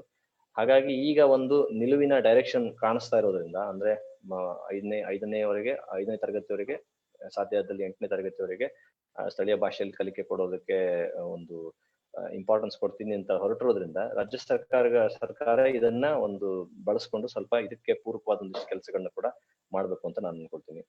ಆ ಪೂರಕವಾದ ಕೆಲಸಗಳಲ್ಲಿ ನಮ್ಮ ಸಿಟೀಸ್ ಅಲ್ಲಿ ಖಾಸಗಿಯಾಗಿಯೂ ಸಾಕಷ್ಟು ಜನ ಒಂದು ಕನ್ನಡ ಮಾಧ್ಯಮ ಶಾಲೆಯನ್ನು ತೆರಿತೀನಿ ಅಂತ ಹೊರಟ್ರೆ ಅವ್ರಿಗೆ ಬೇಕಾದಂತ ಒಂದು ನೆರವನ್ನ ಅಥವಾ ಒಂದು ಸಪೋರ್ಟ್ಸ್ ಅನ್ನ ಸರ್ಕಾರ ಕೊಡ್ಬೇಕು. ಅವರಿಗೆ ಬೇಕಂತ ಒಂದು ಭೂಮಿಯ ಲಭ್ಯತೆ ಕೊಡ್ಸೋದಿರ್ಬೋದು, ಅಥವಾ ಅವರಿಗೆ ಪರ್ಮಿಷನ್ ಕೊಡೋದಿರ್ಬೋದು, ಒಳ್ಳೆಯ ಕನ್ನಡ ಮಾಧ್ಯಮ ಶಾಲೆಗಳನ್ನ ನಡೆಸೋದಕ್ಕೆ ಏನು ಒಂದು ಪ್ರೋತ್ಸಾಹ ಕೊಡ್ಬೇಕು ಅದನ್ನ ಕೊಡುವಂತ ನಿಟ್ಟಿನಲ್ಲಿ ಕೂಡ ಒಂದಿಷ್ಟು ಸರ್ಕಾರ ನೋಡುದು. ಆದ್ರಿಂದ ಯಾವ್ದನ್ನೇ ಆಗ್ಲಿ ಒಂದೇ ರಾತ್ರೋರಾತ್ರಿ ಏನೋ ನಿಲ್ಲಿಸಿಬಿಡುವಂಥದ್ದು ಮಾಡಕ್ಕಾಗಲ್ಲ. ಯಾವ್ದೇ ಒಂದು ಸರ್ಕಾರನು ರಾತ್ರೋರಾತ್ರಿ ಇಂಗ್ಲಿಷ್ ಮಾಧ್ಯಮ ಶಾಲೆಗಳನ್ನೆಲ್ಲ ಮುಚ್ಚಿಬಿಡ್ತೀನಿ ಅಂತ ನಿರ್ಧಾರನ ಕೈಗೊಳ್ಳಕ್ಕೆ ಆಗಲ್ಲ. ಅದನ್ನ ಯಾವ ಪಕ್ಷ ಆಡಳಿತ ನಡೆಸ್ತಾ ಇದ್ರು ಆ ಪಕ್ಷಕ್ಕೆ ಅದೊಂದು ಜನವಿರೋಧಿಯಾಗಿ ನಡ್ಕೊಳ್ಳುವಂತ ರೀತಿಯಲ್ಲಿ ಕಾಣಿಸೋದ್ರಿಂದ ಅಂತದ್ದು ಹೆಜ್ಜೆ ಅವ್ರು ಇಡೋದು ಇಲ್ಲ. ಹಾಗಾಗಿ ಇಲ್ಲಿ ಮಾಡ್ಬೇಕಾಗಿರೋದು ಏನಂತಂದ್ರೆ, ಒಂದು ಆಲ್ಟರ್ನೇಟ್ ಆಯ್ಕೆಯನ್ನ ನಾವು ಕಲ್ಪಿಸ್ಬೇಕು. ಪಕ್ಕದಲ್ಲೇ ಒಂದ್ ಪೆನ್ಸಿಲ್ ಪಕ್ಕ ಇನ್ನೊಂದು ದೊಡ್ಡ ಪೆನ್ಸಿಲ್ ಇಡುವಂತ ಒಂದು ಬೆಳವಣಿಗೆಯಾಗಿ ಇದನ್ನ ತರ್ಬೇಕು ನಾವು. ಹಾಗೆ ಬರ್ಬೇಕಂದಾಗ ನಮ್ಮ ಸಿಟೀಸ್ ಅಲ್ಲಿ ಸಾಕಷ್ಟು ಒಳ್ಳೆಯ ಗುಣಮಟ್ಟದ ಕನ್ನಡ ಮಾಧ್ಯಮ ಶಾಲೆಗಳನ್ನ ಕಟ್ಟೋದಕ್ಕೆ ಸರ್ಕಾರನೂ ಮುಂದಾಗ್ಬೇಕು, ಖಾಸಗಿಯಾಗಿ ಬರ್ತಿರೋರಿಗೂ ಪ್ರೋತ್ಸಾಹ ಕೊಡುವಂತ ಕ್ರಮವನ್ನ ಅಲ್ಲಿ ಕೈಗೊಳ್ಬೇಕು. ಆ ಮೂಲಕ ಆ ಒಂದು ಚಾಯ್ಸ್ ಮೂಲಕನೇ ಅದನ್ನ ನಿಧಾನಕ್ಕೆ ನಾವು ಇಂಗ್ಲಿಷ್ ಮಾಧ್ಯಮದ ಒಂದು ಇದನ್ನ ಕಡಿಮೆ ಮಾಡುವಂಥದ್ದು, ಮತ್ತೆ ಕನ್ನಡ ಮಾಧ್ಯಮದಲ್ಲಿ ಕಲಿಕೆಯನ್ನು ಕೊಡುವಂಥದ್ದು ಅಥವಾ ಭಾರತೀಯ ಭಾಷೆಗಳು ಕಲಿಕೆ ಕೊಡುವಂತ ಒಂದು ವ್ಯವಸ್ಥೆನ ಸ್ವಲ್ಪ ಗಟ್ಟಿ ಮಾಡುವಂತ ಕೆಲಸ ನಡಿಬೇಕು ಅಂತ ನಂಗೆ ಅನ್ಸುತ್ತೆ. ಮತ್ತೆ ಇನ್ನೊಂದು ಹೆಜ್ಜೆ ಏನಂತಂದ್ರೆ, ಈಗ ನಮ್ಮಲ್ಲಿ ಈ ನವೋದಯ ಶಾಲೆ ಜಿಲ್ಲಾ ಮಟ್ಟದಲ್ಲಿ ಹೇಗಿದೆಯೋ ಆ ರೀತಿ ಯಾಕೆ ಒಂದು ರೀತಿಲಿ ಒಂದು ಸೆಂಟರ್ ಆಫ್ ಎಕ್ಸಲೆನ್ಸ್ ಅನ್ನೋ ಮಾದರಿಲಿ ಒಂದಿಷ್ಟು ಕನ್ನಡ ಮಾಧ್ಯಮ ಶಾಲೆಗಳನ್ನ ತೆರೀಬಾರ್ದು ಅನ್ನುವಂಥದ್ದು. ಅಂದ್ರೆ ಈಗ ಕರ್ನಾಟಕ ಪಬ್ಲಿಕ್ ಸ್ಕೂಲ್ ಅನ್ನೋ ತರದನ್ನ ತೆಗೆದಿದ್ದಾರೆ, ಬಟ್ ಅದು ಸಾಕಷ್ಟು ಕಡೆ ಇಂಗ್ಲಿಷ್ ಮಾಧ್ಯಮದಲ್ಲಿ ನಡೆಸುವಂತ ಪ್ರಯತ್ನ ನಡೀತಾ ಇದೆ ಅಂತ ನನ್ನ ತಿಳಿವಿನ ಮಟ್ಟಿಗೆ. ಅದರ ಬದಲು ಅದನ್ನ ಅಂಥದ್ದೇ ಒಂದು ಅದ್ಭುತವಾದ ಗುಣಮಟ್ಟದಲ್ಲಿ ಕನ್ನಡ ಮಾಧ್ಯಮ ಶಾಲೆಗಳನ್ನ ಯಾಕೆ ಕಟ್ಟಿ ನಡೆಸಿ ತೋರಿಸುವಂತದ್ದಕ್ಕೊಂದು ಛಲ ತಗೊಂಡು ಮಾಡಬಾರ್ದು ಸರ್ಕಾರ ಅಂತ ಇದೆ. ಅದು ಮಾಡಿದ್ದೆ ಆದ್ರೆ ಖಂಡಿತವಾಗ್ಲೂ ಒಂದು ಇದಕ್ಕೆ ಒಂದು ಟರ್ನ್ ಅರೌಂಡ್ ನ ತರಬಹುದು ನಾವು ಅಂತ ಅನ್ಸುತ್ತೆ. ಮತ್ತೆ ಇನ್ನೊಂದು ಆಯಾಮ ಇದೆ, ಅದೇನಂದ್ರೆ ಒಂದು ಮಟ್ಟಿಗಿನ ಜನಜಾಗೃತಿ ಆಯಾಮ ಇಲ್ಲಿದೆ. ಅದು ಯಾಕೆ ಮುಖ್ಯ ಅಂತಂದ್ರೆ, ಈಗ ತಾಯ್ನುಡಿ ಶಿಕ್ಷಣ ಅಂತ ಅಥವಾ ಮಕ್ಕಳಿಗೆ ಆಗ್ಲೇ ತಿಳಿದಿರುವಂತ ಭಾಷೆಯಲ್ಲಿ ಕಲಿಕೆ ಕೊಡ್ಬೇಕನ್ನುವಂತ ವಿಚಾರಕ್ಕೆ ಬಂದಾಗ ಅದೇನು ಹೊಸದಾಗಿ ಯಾರು ಹೇಳ್ತಿರೋದಲ್ಲ. 100 ವರ್ಷದ ಅವಧಿಲಿ ಬೇರೆ ಬೇರೆ ದೇಶದಲ್ಲಿ ಬೇರೆ ಬೇರೆ ಎಜುಕೇಶನಿಸ್ಟು, ಸೈಕಾಲಜಿಸ್ಟು ಪ್ರತಿಯೊಬ್ರು ಹೇಳ್ತಿರೋದೇನಂದ್ರೆ, ಮಗುವಿಗೆ ಆಗ್ಲೇ ತಿಳಿದಿರೋ ಭಾಷೆಯಲ್ಲಿ ಕಲಿಕೆ ಕೊಟ್ರೆ ಅದು ಹೆಚ್ಚು ಚೆನ್ನಾಗಿ ಕಲಿಕೆಗೆ ತೆರೆದುಕೊಳ್ಳುತ್ತೆ, ಮುಂದುವರಿಯುತ್ತೆ ಅನ್ನುವಂಥದ್ದು. ಮತ್ತೆ ಅದರ ಫಲವಾಗಿ ಸಾಕಷ್ಟು ಒಂದು ಸಕ್ಸಸ್ ಪಡ್ಕೊಂಡಿರುವಂತ ದೇಶಗಳನ್ನ ಕೂಡ ನಾವು ತುಂಬಾ ದೊಡ್ಡ ಮಟ್ಟದಲ್ಲಿ ನೋಡ್ತೀವಿ. ಫಿನ್ಲ್ಯಾಂಡ್ ಇರ್ಬೋದು, ಇಸ್ರೇಲ್ ಇರ್ಬೋದು, ಜರ್ಮನಿ ಇರ್ಬೋದು, ಜಪಾನ್ ಇರ್ಬೋದು. ಸೊ ಅದನ್ನೆಲ್ಲ ನೋಡಿದಾಗ ಒಂದು ಕಲಿಕೆಯ ವಿಚಾರಕ್ಕೆ ಬಂದಾಗ ಒಂದು ಜನಜಾಗೃತಿ ಆಯಾಮ ಇದೆ. ಪಾಲಕರಿಗಿರುವಂತ ಆತಂಕ ಏನಂದ್ರೆ, ನಮ್ಗೆ ಇಂಗ್ಲಿಷ್ ಮೀಡಿಯಂ ಅಲ್ಲಿ ಓದಿಲ್ಲ ಅಂದ್ರೆ ಉದ್ಯೋಗ ಸಿಗಲ್ಲ, ಇಂಗ್ಲಿಷ್ ಮೀಡಿಯಂ ಅಲ್ಲಿ ಓದಿಲ್ಲ ಅಂದ್ರೆ ಮಕ್ಕಳಿಗೆ ಇಂಗ್ಲಿಷ್ ಅಲ್ಲಿ ಹಿಂದೆ ಬೀಳ್ತಾರೆ ಅನ್ನೋದು. ಸೊ ಈ ಒಂದೊಂದನ್ನು ತಗೊಂಡು ಸ್ವಲ್ಪ ಮಟ್ಟಿಗೆ ಅವರಿಗೆ ಜನಜಾಗೃತಿ ಮೂಲಕ ಅವರ ಒಂದು ಆತಂಕನ ಪರಿಹಾರ ಮಾಡುವಂತ ಕಡೆ ಸರ್ಕಾರ ಯಾವ ಕೆಲಸನೂ ಮಾಡಿಲ್ಲ ಇಷ್ಟರೊಳಗಡೆ ನಾನು ನೋಡಿದಾಗ. ಒಂದು ಬಾರಿ ನಂಗೆ ನೆನಪಿದೆ ಅಂದ್ರೆ, ನಮ್ಮ ಹಿಂದೆ ಒಮ್ಮೆ ಒಬ್ಬ ಶಿಕ್ಷಣ ಸಚಿವರಿಗೇನೆ ಇದೊಂದು ಮನವಿ ತರ ಕೊಟ್ಟಿದ್ದ ನೆನಪು ನನಗೆ. ಅದೇನಂದ್ರೆ, ಸರ್ ಈಗ ಪ್ರತಿಯೊಂದು ತಾಲೂಕಲ್ಲೂ ಬಸ್ ಸ್ಟ್ಯಾಂಡ್ ಹೊರಗಡೆ ಕುಡಿತದ ಕೆಡುಕುಗಳು ಅಂತ ಒಂದು ಬೋರ್ಡ್ ಹಾಕ್ತಾರೆ. ಕುಡಿತದ ಕೆಡುಕುಗಳನ್ನು ಬೋರ್ಡ್ ಹಾಕೋದ್ರ ಉದ್ದೇಶ ಏನಂತಂದ್ರೆ, ಸರ್ಕಾರನೇ ಅಬಕಾರಿ ಇಲಾಖೆ ನಡೆಸುತ್ತೆ, ತೆರಿಗೆ ಅದ್ರಲ್ಲಿ ದೊಡ್ಡ ಪ್ರಮಾಣದಲ್ಲಿ ತೆರಿಗೆ ತೆಗೆದುಕೊಳ್ಳುತ್ತೆ, ಅದೆಲ್ಲ ಒಂದ್ ಕಡೆ. ಆದ್ರೆ ಕುಡಿತದ ಮೂಲಕ ಮನೆಗಳ ಹಾಳಾಗ್ಬಾರ್ದು, ಕುಡಿತದ ಕೆಡುಕುಗಳ ಬಗ್ಗೆ ಒಂದು ಜನಜಾಗೃತಿ ಆಗ್ಬೇಕು ಅನ್ನೋ ಕಾರಣಕ್ಕೆ ಅದನ್ನ ಮಾಡ್ತಿರ್ಬೇಕಾದ್ರೆ, ಅದೇ ಮಾದರಿಲಿ ಅಂದ್ರೆ ಅದೊಂದು ಒಂದು ನೆಗೆಟಿವ್ ಆದಂತ ಎಕ್ಸಾಂಪಲ್ ಅಂದ್ಕೊಳ್ಳೋಣ. ಆದ್ರೆ ಅದೇ ಮಾದರಿಲಿ ಶಿಕ್ಷಣದ ಅಂದ್ರೆ ತಾಯ್ನುಡಿ ಶಿಕ್ಷಣದ ಒಂದು ಮಹತ್ವವನ್ನು ಸಾರುವಂತ ಒಂದು ಜನಜಾಗೃತಿ ಯಾಕೆ ಮಾಡ್ಬಾರ್ದು? ಎಷ್ಟೊಂದು ವಿಜ್ಞಾನಿಗಳು ನಮ್ಮಲ್ಲಿ ಬಂದಿದ್ದಾರೆ. ಅಬ್ದುಲ್ ಕಲಾಂ ಇಂದ CNR ರಾವ್ ಇಂದ ಹಿಡಿದು ಎಲ್ಲರೂ ತಾಯ್ನುಡಿ ಶಿಕ್ಷಣದಲ್ಲೇ ಮುಂದೆ ಬಂದು ಸಾಧನೆ ಮಾಡಿದಂಥವ್ರು. ಉದ್ಯಮಿಗಳಲ್ಲಿ ಕ್ಯಾಪ್ಟನ್ ಗೋಪಿನಾಥ್ ಇರ್ಲಿ, NR ನಾರಾಯಣ ಮೂರ್ತಿ ಅವರು ಇರ್ಲಿ, ಅವರು ಕೂಡ ಇದರಲ್ಲೇ ಬಂದಂಥವ್ರು. ಸೊ ನಮ್ಮಲ್ಲಿ ಇಸ್ರೋ ತರದೊಂದು ದೊಡ್ಡ ವೈಜ್ಞಾನಿಕವಾದ ಸಂಸ್ಥೆಯನ್ನು ತಗೊಂಡು ಅದ್ರಲ್ಲಿ ಬಹುತೇಕರು ಅವರವರ ಭಾಷೆಯಲ್ಲಿ ಕಲ್ತ್ಕೊಂಡು ಬಂದವರು. ತಮಿಳು ಮಾಧ್ಯಮದಲ್ಲಿ, ತೆಲುಗು ಮಾಧ್ಯಮದಲ್ಲಿ, ಕನ್ನಡ ಮಾಧ್ಯಮದಲ್ಲಿ ಓದ್ಕೊಂಡು ಬಂದಂಥವ್ರು ತುಂಬಾ ದೊಡ್ಡ ಪ್ರಮಾಣದಲ್ಲಿದ್ದಾರೆ. ಸೊ ಇದೆಲ್ಲ ಈ ಒಂದು ಸಕ್ಸಸ್ ನ ತೋರಿಸುವಂತದ್ದು, ಮತ್ತೆ ಅದ್ರ ಮೂಲಕ ಪಾಲಕರಲ್ಲಿ ಇರ್ಬೋದಂತ ಆತಂಕನ ಕಡಿಮೆ ಮಾಡುವಂತದ್ದನ್ನ ಸರ್ಕಾರ ಸ್ವಲ್ಪ ಗಮನ ಕೊಟ್ಟು ಮಾಡಿದ್ರೆ ಖಂಡಿತವಾಗ್ಲೂ ಹೆಚ್ಚು ಹೆಚ್ಚು ಮಕ್ಕಳು ಕನ್ನಡ ಮಾಧ್ಯಮ ಶಾಲೆಗಳಿಗೆ ಹೋಗುವಂತ ಬೆಳವಣಿಗೆ ಆಗ್ಬಹುದು. ಆ ನಿಟ್ಟಿನಲ್ಲಿ ಒಂದ್ ಸ್ವಲ್ಪ ಇಚ್ಛಾಶಕ್ತಿ ಇದ್ರೆ ಖಂಡಿತವಾಗ್ಲೂ ಇದಕ್ಕೆ ಪರಿಹಾರ ಸಿಗುತ್ತೆ ಅಂತ ನಂಗೆ ಅನ್ಸುತ್ತೆ. ಹಾಗಾಗಿ ಜನಜಾಗೃತಿ ಆಯಾಮನ್ನ ಒಂದ್ ಸ್ವಲ್ಪ ಸರ್ಕಾರ ಒಂದು ಒತ್ತಾಸೆಯಾಗಿ ತಗೊಂಡು ಮುಂದುವರ್ಸಿದ್ರೆ ಅದರಿಂದ ಸಾಕಷ್ಟು ಶಾಲೆಗಳಿಗೆ ಒಂದು ಬೆಂಬಲ ಸಿಗುತ್ತೆ ಅಂತ ನಾನು ಅನ್ಕೊಳ್ತೀನಿ. ಮತ್ತೆ ಇನ್ನೊಂದು ಕೊನೆಯ ಅಂಶ ಏನಂತಂದ್ರೆ, ಈಗ ನಮ್ಮಲ್ಲಿ ಕನ್ನಡ ಮಾಧ್ಯಮದಲ್ಲಿ ಓದಿ ಬಂದಿರೋರಿಗೆ ಉದ್ಯೋಗದ ವಿಚಾರಕ್ಕೆ ಬಂದಾಗ ಒಂದಿಷ್ಟು ಏನು ತಡೆಗೋಡೆಗಳನ್ನ ನಿರ್ಮಿಸ್ಬಿಟ್ಟಿದೀವಿ ನಾವು. ಅದೇನು ಅಂತಂದ್ರೆ, ಈಗ ಕೇಂದ್ರ ಸರ್ಕಾರದ ಯಾವುದೇ ಒಂದು ಉದ್ಯೋಗದ ನೇಮಕಾತಿ ಪರೀಕ್ಷೆ ತಗೊಂಡ್ರೆ ಅದರಲ್ಲಿ ಕನ್ನಡದಲ್ಲಿ ಪರೀಕ್ಷೆ ಬರೆಯೋ ಅವಕಾಶಗಳು ಬಹಳ ಕಡಿಮೆ ಇದೆ. ಎಲ್ಲೋ ರೈಲ್ವೆ ತರದ್ ಒಂದು ಇದರಲ್ಲಿ ಈಗ ಸ್ವಲ್ಪ ಮಟ್ಟಿಗೆ ಸಾಧ್ಯ ಆಗಿರ್ಬೋದು, ಅದು ಕೂಡ ಸಾಕಷ್ಟು ಹೋರಾಟದ ನಂತರ ಆಗಿರುವಂತದ್ದು. ಆದ್ರೆ ಅದೇ ಜಾಗದಲ್ಲಿ ನಾವು ನಮ್ಮ ಭಾರತದ ಭಾಷೆಗಳು ಓದಿರೋದು, ಉದಾಹರಣೆಗೆ ಬ್ಯಾಂಕಿಂಗ್ ಪರೀಕ್ಷೆಗಳಿರ್ಬೋದು, ಅಥವಾ ಎಲ್ಲಾ ಕೇಂದ್ರ ಸರ್ಕಾರದ ಪರೀಕ್ಷೆಗಳು, ಅಥವಾ ಈ UPSC ತರದ ಪರೀಕ್ಷೆಗಳು, ಇಂಥದನ್ನ ನಾವು ಕನ್ನಡ ಮಾಧ್ಯಮದಲ್ಲಿ ಓದಿದ್ರು ಕನ್ನಡದಲ್ಲೇ ಬರಿಬಹುದು. ಇಂಗ್ಲಿಷ್ ಮಾಧ್ಯಮದಲ್ಲಿ ಓದಿದ್ರು ಕನ್ನಡದಲ್ಲಿ ಬರಿಬಹುದು ಅಂತಂದ್ರೆ ಅವ್ರಿಗೂ ಅದು ಹೆಚ್ಚು ಒಪ್ಪಿತವಾಗುವ ಆಯ್ಕೆನೇ ಆಗುತ್ತೆ. ಯಾಕಂದ್ರೆ ಯಾರಿಗೇ ಆಗ್ಲಿ ಅವ್ರವ್ರ ಭಾಷೆಯಲ್ಲಿ ಬರೆಯೋದಕ್ಕೆ ಅವಕಾಶ ಸಿಕ್ಕಾಗ ಹೆಚ್ಚು ಒಂದು ಅನುಕೂಲ ಸೃಷ್ಟಿ ಆಗುತ್ತೆ ಅದರಲ್ಲಿ. ಹಾಗಾಗಿ ನಾವು ಉದ್ಯೋಗದ ವಿಚಾರದಲ್ಲಿ ಇರುವಂತ ಈ ತಡೆಗೋಡನ್ನ ತೆಗೆದು ಕನ್ನಡದಲ್ಲಿ ಎಲ್ಲಾ ರೀತಿಯ ಪರೀಕ್ಷೆಗಳನ್ನ ಬರೆಯೋದಕ್ಕೆ ಅವಕಾಶ ಮಾಡ್ಕೊಳ್ಳುವಂತದನ್ನ ಮಾಡಿದ್ದೆ ಆದ್ರೆ ಆಗ್ಲೂ ಕೂಡ ಕನ್ನಡ ಮಾಧ್ಯಮಕ್ಕೆ ಒಂದು ಮಟ್ಟಿಗಿನ ಪ್ರೋತ್ಸಾಹ ಸಿಗುತ್ತೆ. ಕನ್ನಡ ಮಾಧ್ಯಮದಲ್ಲಿ ಓದಿದ್ರೆ ಉದ್ಯೋಗದ ಒಂದು ಪ್ರಶ್ನೆಗೂ ಅಲ್ಲಿ ಒಂದಿಷ್ಟು ಉತ್ತರ ಇರೋದ್ರಿಂದ ಅದು ಕೂಡ ಕನ್ನಡ ಮಾಧ್ಯಮದ ಒಂದು ನೆರೇಟಿವ್ ನ ಗಟ್ಟಿ ಮಾಡೋದ್ರಲ್ಲಿ ಸಹಾಯ ಆಗುತ್ತೆ ಅಂತ ನಾನು ಅನ್ಕೊಳ್ತೀನಿ. ಮತ್ತೆ ಇದಕ್ಕೂ ಮುಖ್ಯವಾಗಿ ಸಂವಿಧಾನದಲ್ಲೇ ಆಗ್ಬೇಕಾದಂತ ತಿದ್ದುಪಡಿ ಅಂದ್ರೆ ಆರ್ಟಿಕಲ್ 343 351 ಏನು ಅಫಿಷಿಯಲ್ ಲ್ಯಾಂಗ್ವೇಜಸ್ ಬಗ್ಗೆ ಮಾತಾಡಿದ್ದಾರೆ, ಅದರಲ್ಲಿ ಹಿಂದಿ ಇಂಗ್ಲಿಷ್ ಎರಡೇ ಭಾಷೆಗಳಿಗೆ ಕೇಂದ್ರ ಸರ್ಕಾರದ ಮಾನ್ಯತೆ ಅನ್ನೋ ರೀತಿ ಮಾತಾಡೋದ್ರಿಂದ ಅದನ್ನ ಬದಲಾಯಿಸಿ 22 ಶೆಡ್ಯೂಲ್ಡ್ 8 ಅಲ್ಲಿರುವಂತ ಎಲ್ಲಾ ಭಾಷೆಗಳಿಗೂ ಅಫಿಷಿಯಲ್ ಸ್ಟೇಟಸ್ ಕೊಟ್ಟಾಗ ಸಹಜವಾಗಿ ಆಡಳಿತ, ಆಮೇಲೆ ಉದ್ಯೋಗ ಇತ್ಯಾದಿ ವಿಚಾರಗಳಲ್ಲಿ ನಮ್ಗೆ ನಮ್ಮ ಎಲ್ಲಾ ಭಾಷೆಗಳಿಗೂ ಒಂದು ಈಕ್ವಲ್ ಫೂಟಿಂಗ್ ಸಿಗುತ್ತೆ, ಒಂದು ಸಮಾನತೆ ಸಿಗುತ್ತೆ. ಅದ್ ಸಿಕ್ಕಾಗ ಸಹಜವಾಗಿ ಭಾರತದ ಭಾಷೆಗಳಲ್ಲಿ ಕಲಿಕೆಗೆ ಅದು ಒಂದ್ ರೀತಿಯಲ್ಲಿ ಪ್ರೋತ್ಸಾಹ ಕೊಡುತ್ತೆ ಅಂತ ಅಂದ್ಕೊಳ್ತೀನಿ ನಾನು. ಆ ನಿಟ್ಟಿನಲ್ಲಿ ಈ ಒಂದು 343 351 ತಿದ್ದುಪಡಿಗೆ ಕಡೆನೂ ಸ್ವಲ್ಪ ಮಟ್ಟಿಗೆ ನಮ್ಮ ರಾಜಕೀಯ ಪಕ್ಷಗಳು ಗಮನ ಕೊಡ್ಬೇಕಾದ ಒಂದು ಅಗತ್ಯ ಇದೆ ಅಂತ ಅಂದ್ಕೊಳ್ತೀನಿ. ಇದು ಒಟ್ಟಾರೆಯಾಗಿ NEP-ಯಲ್ಲಿ ಭಾಷಾ ಮಾಧ್ಯಮದ ಸಂಬಂಧಪಟ್ಟ ಹಾಗೆ ಇರುವಂತ ವಿಚಾರಗಳ ಬಗ್ಗೆ ನನ್ನ ಕೆಲವು ಅನಿಸಿಕೆಗಳು. ಈಗ ಜಾರಿಯಾಗುವಂತ ಹಂತದಲ್ಲಿದೆ. ಇದ್ರ ಬಗ್ಗೆ ಸಾಕಷ್ಟು ಯೋಜನೆಗಳು ನಡೀತಾ ಇದೆ ಅನ್ನೋದ್ರ ಬಗ್ಗೆ ಪತ್ರಿಕೆಗಳಲ್ಲಿ ಆಗಾಗ ನೋಡ್ತಾ ಇರ್ತೀವಿ. ಬಟ್ ಇದರಲ್ಲಿ ಹೇಗೆ ಏನ್ ಕಲಿಸ್ತೀವಿ, ಪೆಡಗಾಜಿ ಏನು, ಪಠ್ಯಕ್ರಮ ಏನು ಅನ್ನೋದ್ರ ಬಗ್ಗೆ ಎಷ್ಟು ಒಂದು ಗಮನ ಕೊಡ್ಲಾಗ್ತಿದ್ಯೋ ಅಷ್ಟೇ ಗಮನನ ಭಾಷಾ ಮಾಧ್ಯಮದ ಒಂದು ಪ್ರಶ್ನೆಗೂ ಸರ್ಕಾರ ಕೊಡುವಂತದ್ದಾಗ್ಬೇಕು ಅಂತ ಅನ್ನೋದು ನನ್ನ ಒಂದು ಒತ್ತಾಯ ಕೂಡ. ಇಷ್ಟು ಹೇಳಿ ನನ್ನ ಮಾತಿಗೆ ವಿರಾಮ ನೀಡ್ತೇನೆ. ಮಾತುಕತೆಗೆ ಒಂದು ಅವಕಾಶ ಮಾಡಿಕೊಟ್ಟಂತ ವಿಜಯ ಕರ್ನಾಟಕ ಪತ್ರಿಕೆ ಮತ್ತೆ ಭವಿಷ್ಯಕ್ಕಾಗಿ ಕನ್ನಡ ಕಹಳೆ ಅನ್ನುವಂತ ಒಂದು ಒಳ್ಳೆಯ ಅಭಿಯಾನ ನಡೆಸಿದಂತ ಪತ್ರಿಕೆಗೆ ಇನ್ನೊಮ್ಮೆ ನಾನು ವಂದಿಸಿ ನನ್ನ ಮಾತು ಮುಗಿಸ್ತೇನೆ. ಕೇಳಿದ ಎಲ್ರಿಗೂ ವಂದನೆಗಳು. ನಮಸ್ಕಾರ. ವಸಂತ್ ಅವರೇ, ಒಂದು ನಿಮಿಷ. ಈಗ ಈ ಮಾತೃಭಾಷೆಯಲ್ಲೇ ಶಿಕ್ಷಣ ತಗೊಳ್ಬೇಕನ್ನೋದು ಹಳೆಯ ಸಂಗತಿನೇ. ಆದ್ರೆ ಈಗ ರಾಷ್ಟ್ರೀಯ ಶಿಕ್ಷಣ ನೀತಿಯಲ್ಲೂ ಕೂಡ ಇದ್ರ ಬಗ್ಗೆ ಉಲ್ಲೇಖ ಇರೋದ್ರಿಂದ ನಮ್ಮ ರಾಜ್ಯ ಸರ್ಕಾರಕ್ಕೆ ಇದ್ರ ಬಗ್ಗೆ ಒಂದು ಸ್ಪಷ್ಟ ನಿರ್ಧಾರ ತಗೊಳ್ಳಿಕ್ಕೆ ಒಂದು ಅಂತಿಮ ಅವಕಾಶ ಅಂತ ಅನ್ಸುತ್ತಲ್ವಾ?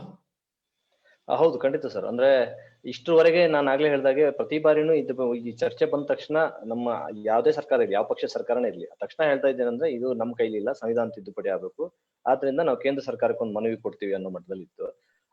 ಇಷ್ಟರವರೆಗೆ ಕೇಂದ್ರ ಸರ್ಕಾರದ ಮಟ್ಟದಲ್ಲಿ ಯಾವುದೇ ರೀತಿಯಾದಂತ ಒಂದು ಡೈರೆಕ್ಷನ್ ಇರ್ಲಿಲ್ಲ. ಓಕೆ, ನಮ್ಗೆ ತಾಯ್ನುಡಿಯ ಶಿಕ್ಷಣ ತಮ್ಮ ಮೀಡಿಯಂ ಆಫ್ ಇನ್ಸ್ಟ್ರಕ್ಷನ್ ಬಗ್ಗೆ ಒಂದು ನಿಲುವೇನು ಅನ್ನೋದು, ಆ ನಿಲುವೇನು ಅನ್ನೋದು ಈಗ ಒಂದ್ ಸ್ವಲ್ಪ ಮಟ್ಟಿಗೆ ಒಂದ್ ದಿಕ್ಕು ಕಾಣಿಸ್ತಾ ಇರೋದ್ರಿಂದ ಈಗ ಅದನ್ನ ಹಿಡ್ಕೊಂಡು ಸ್ವಲ್ಪ ಮಟ್ಟಿಗೆ ವಾಪಸ್ ಪ್ರೆಷರ್ ಹಾಕುವಂಥದ್ದು, ವಾಪಸ್ ಅದಕ್ಕೊಂದು ಕನ್ಸೆನ್ಸಸ್ ಮೂಡಿಸುವ ರೀತಿಲಿ ಕೆಲಸ ಮಾಡುವಂಥದ್ದನ್ನು ರಾಜ್ಯ ಸರ್ಕಾರ ಕೈಗೊಳ್ಬೇಕು. ಅದಕ್ಕಾಗಿ ಪ್ರಾಬಬ್ಲಿ ಪಕ್ಕದ ಕೆಲವು ರಾಜ್ಯಗಳನ್ನು ಒಟ್ಟಿಗೆ ವಿಶ್ವಾಸಕ್ಕೆ ತಗೊಂಡು ಕೆಲಸ ಮಾಡುವಂಥದ್ದು ಮಾಡಬೇಕು ಅಂತ ಅನ್ಸುತ್ತೆ.